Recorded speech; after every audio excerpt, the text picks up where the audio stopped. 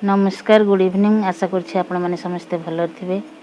आज मुझे श्रावण मासर पूजा विधि विषय किसी कहवाक चाहूँगी।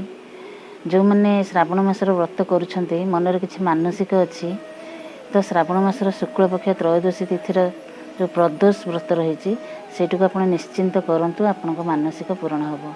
तो प्रदोष व्रत करने को चाहिए आपड़ से फल आहार करें, लुण खाइबे ना तो जदि आप न करें जहाँ कि सामान्य आहार करी व्रतटी को करें।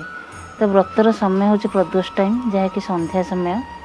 तो सही टाइम रे आप पूजा थाली रे 5टी बेलपत्र 108 अरुआ चाउल फूल धूप दीप भोग यही सब नहीं ता सहित तंबा कलश जल ने ये सब नहीं आप मंदिर जातु शिव मंदिर सेठी आप भगवान को जल अभिषेक करूँ।